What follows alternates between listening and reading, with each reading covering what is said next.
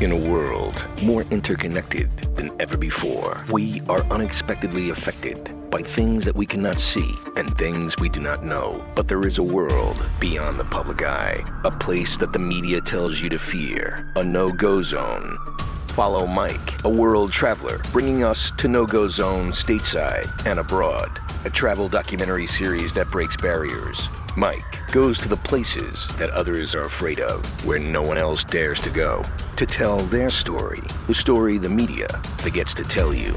See the other side of places like Baltimore, Southside Chicago, Opalocka, Syria, and more at MikeNoGoZones.com or Mike No Go Zones on YouTube. Just as a disclosure, I'm a big fan of craft beer. I couldn't have been more pleased when I found out that Opalocka had its own craft brewery. Here I am with the manager, Ismael Fernandez, who was a wealth of information regarding the local culture and history. We discussed the history of Opalocka, how he's carrying on the legacy of his family, and of course, the beer. And you clientele, is it mostly locals? Do you have beer geeks traveling from far away to try out your craft beer? We have a little bit of everything. Most of it are locals to here. They're very happy that there's something finally opened around here. And for a very long time, nothing opened around here. So if you lived anywhere close to here, you would leave out of here and you would go to Wynwood. Because Wynwood used to be a place for us, for the locals. It had become a place for the tourists. Now, if you're a local, you have no place to go now again. Because now Wynwood, which was ours, now became touristy. So now you need a place to go. Of course, that's happening a little bit better now too. Oh yeah. Tour buses. Oh yeah. Tell me a little bit about that. See tour buses. Every city now is opening their eyes, and every city is opening a little niche of their own. We happen to have our niche on the northern part of Miami. We're the only brewery in the northern part of Miami right now. True. I mean, I can't put another craft brewery for miles. Nope. The closest one is about 7 miles away. Hialeah. They haven't opened yet. Really? The closest one would be Little Haiti.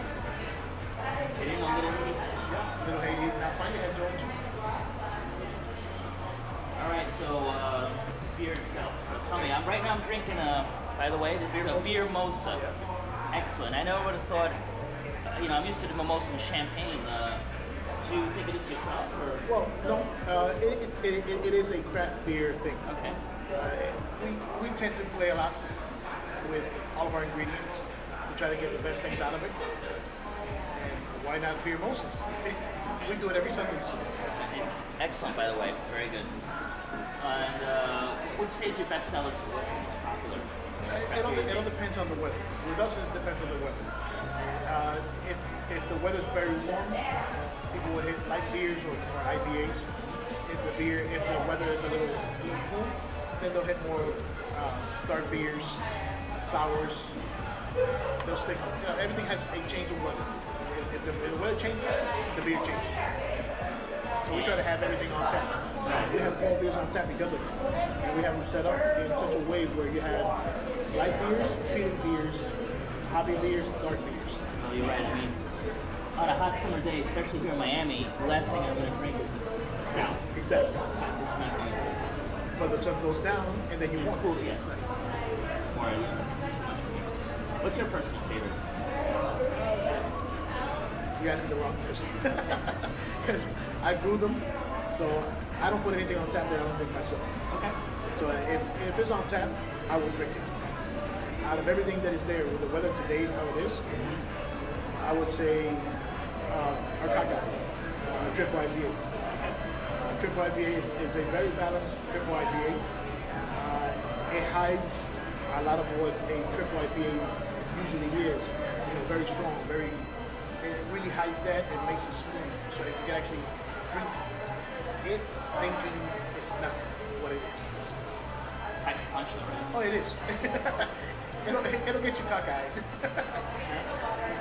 And hopefully this business, I really like this place and I like what you're doing here.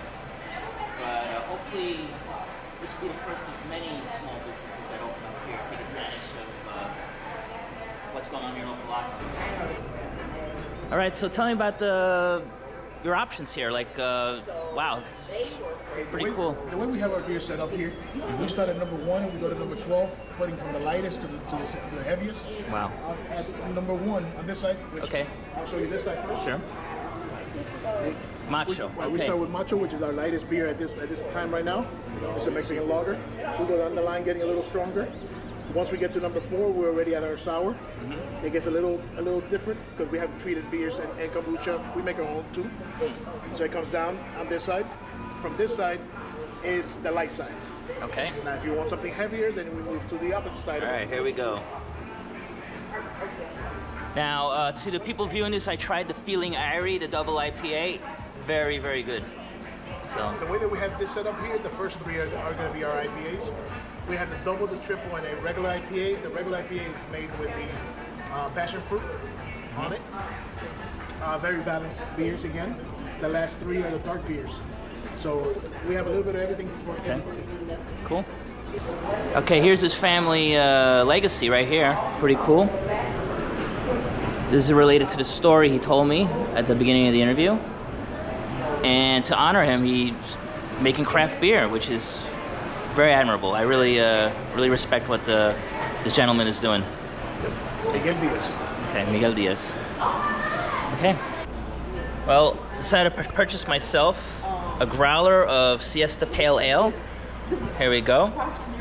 I'll be sipping on this tonight while I'm watching a Game of Thrones finale. So, should be fun. All right.